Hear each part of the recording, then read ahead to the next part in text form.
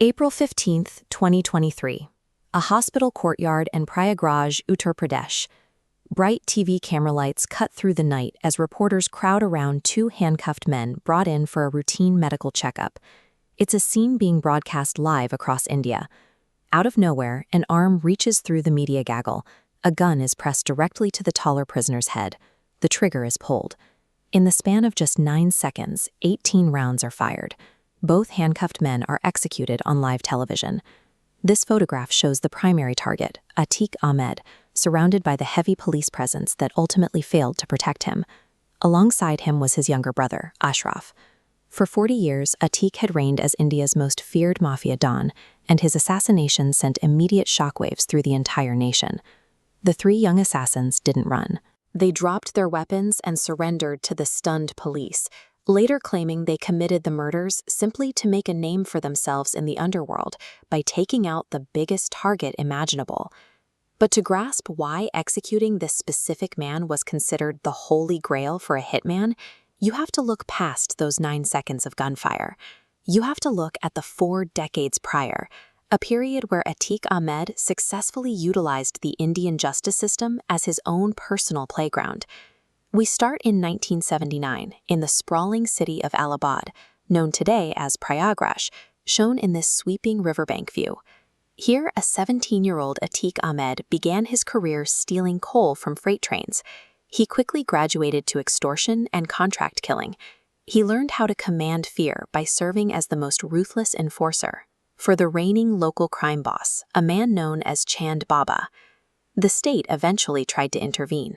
When Uttar Pradesh implemented its first strict gangster act in 1986, police swooped in, arrested Atiq in the dead of night, and locked him away in a secret detention facility.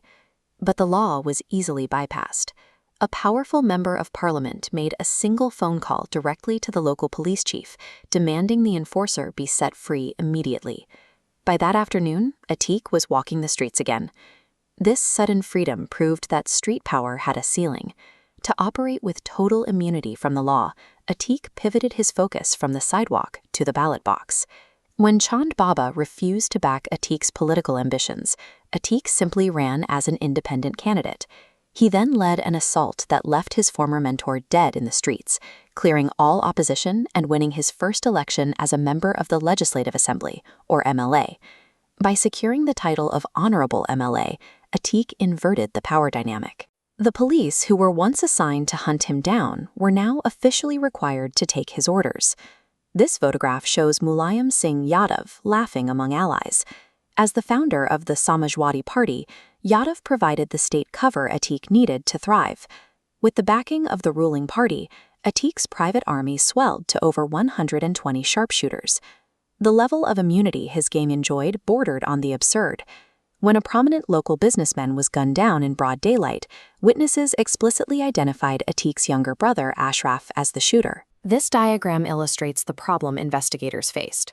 Prison ledgers showed that at the exact moment bullets were being fired, Ashraf was marked present inside a locked cell miles away.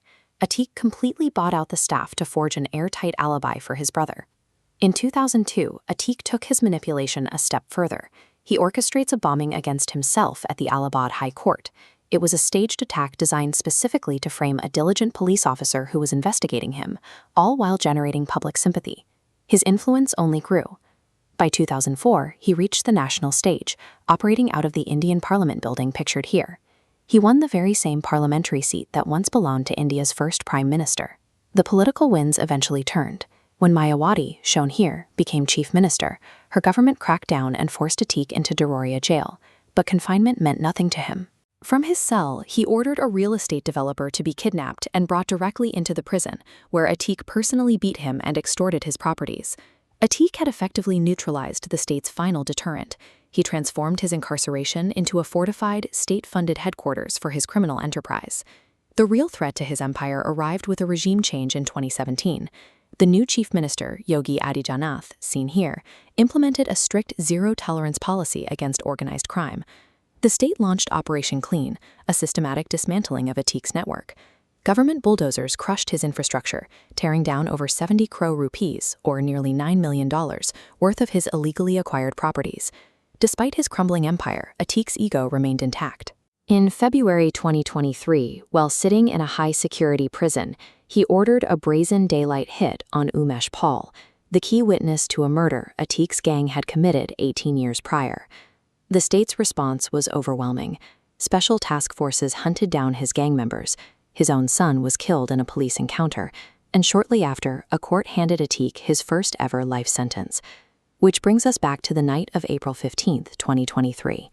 The man who had terrorized the region for 40 years was reduced to a broken figure, weeping in the back of a police van. His political armor was entirely stripped away, leaving him defenseless in that hospital courtyard.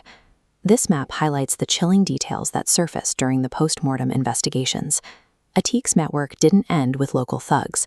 The investigation revealed ties to corrupt politicians, elite real estate developers, and a cross-border weapons smuggling ring linked to Pakistan's ISI. This leaves a massive unresolved question hanging over the case. Did 3 young men bypass state security just for underworld clout? Or was Atiq Ahmed executed on live television to permanently bury the devastating secrets of the political elite?